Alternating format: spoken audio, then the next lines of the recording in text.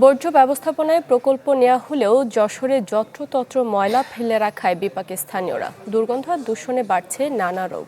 দর্শক, এই বিষয়ে আরো খবর জানাতে এবার সেখান থেকে যোগ দিচ্ছেন তৌহিদুর রহমান। যশোরে আছেন তৌহিদুর রহমান।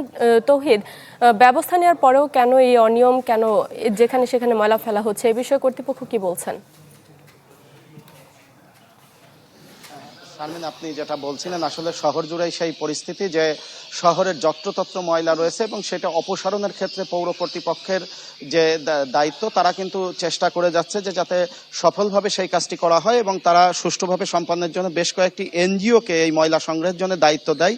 সেই কিন্তু এই এনজিও যাদেরকে নিয়োগ দেয় তারা আসলে বাসা বাড়ি থেকে নিয়মিত ময়লা সংগ্রহ না করার কারণেই শহরে এই যত্রতত্র অবস্থা। এছাড়া আধুনিক বেশ কয়েকটি ডাস্টবিনও বর্তমান কিছুদিন হচ্ছে যে পৌরসভা তৈরি করে দিয়েছে, কিন্তু মানুষের মধ্যে একটি প্রবণতাই আছে যে সেই নির্ধারিত ডাস্টবিনে ময়লা না ফেলে বিভিন্ন জায়গাতে ফেলছে। এই কারণে শহরব্যাপী যে যত্রতত্র ময়লা পড়ে থাকার কারণ। এর বাইরে 2018 সালে কিন্তু এই ময়লা ব্যবস্থাপনার জন্য, আবর্জনা ব্যবস্থাপনার জন্য যশোরে যে ময়লাখানা হিসেবে পরিচিত ছিল, আমি আজকে যেখানে দাঁড়িয়ে আছি এই জায়গাটি পৌরসভার ময়লাখানা হিসেবে পরিচিত ছিল।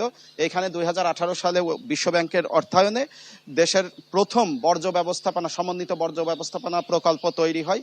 এই প্রকল্পের 50 কোটি টাকা ব্যয়। এই প্রকল্পের লক্ষ্য ছিল যে শহরের ময়লা আবর্জনা অপসারণের মাধ্যমে সেই ময়লা থেকে জৈব সার, বায়োগ্যাস এবং বিদ্যুৎ উৎপাদন। কিন্তু দুঃখজনক হলেও সত্য যে এ পর্যন্ত সেটা সেই লক্ষ্যটি আসলে পূর্ণ হচ্ছে না। ক্ষুদ্র পরিসরে কিছুটা জৈব সার উৎপাদিত হলেও বায়োগ্যাস বা অন্য কিছু আর এখানে উৎপাদন করা সক্ষম হয়নি। এর কারণ হিসেবে পৌর কর্তৃপক্ষ বলছেন যে তারা বায়োগ্যাস তৈরি করতে গিয়ে যেটা দেখেছেন যে উৎপাদন খরচের থেকে ব্যয়, উৎপাদন খরচ লিমিট ক্রস করছে এবং সেটা গ্যাসের মূল্য থেকে অনেক পড়ে যাচ্ছে, সে কারণে বায়োগ্যাসটা করছে না।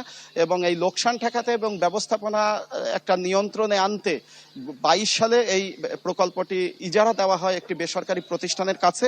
এই 20 বছরের জন্য ইজারা দেওয়া হয়েছে। এই 20 বছরের জন্য ইজারা দেওয়ার পরে যেটা হয়েছে যে পৌরসভার এ পর্যন্ত মাত্র 15 লাখ টাকা আয় হয়েছে এই ইজারাদারের মাধ্যমে এবং জৈব সার উৎপাদন হচ্ছে, কিন্তু সেটা খুবই ক্ষুদ্র পরিসরে। যারা এখানে এই দায়িত্বটি পালন করছেন তাদের সাথে আমি কথা বলেছি, তারা যেটা বলছেন যে এখানে কিছু প্রতিবন্ধকতা রয়েছে।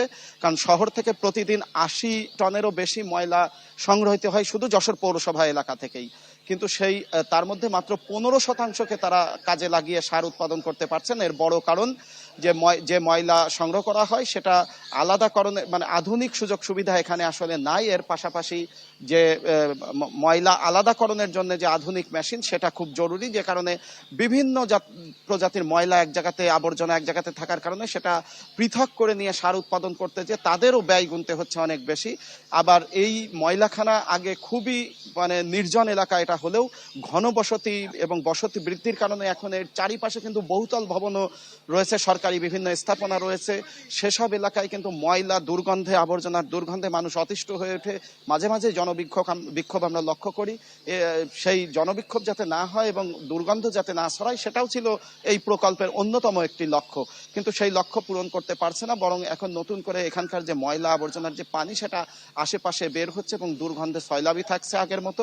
সেই পরিস্থিতিতে বের হতে চান। তবে একটি সুখবর সম্প্রতি দিয়ে গেছেন স্থানীয় সরকার প্রতিমন্ত্রী। তিনি এই প্রকল্পটি পরিদর্শনে এসেছিলেন। তিনি সবকিছু নিজের সরেজমিন দেখার পরে বলেছেন এটি আধুনিকায়নে এবং জনদুর্ভোগ কমাতে যা যা করণীয় তিনি দ্রুততার সাথে পদক্ষেপ নেবেন। এবং পৌর প্রশাসক আমাদেরকে জানিয়েছেন যে তিনি সার্বক্ষণিক এই ব্যাপারে দাপ্তরিক চিঠি এবং যোগাযোগগুলো রক্ষা করছেন।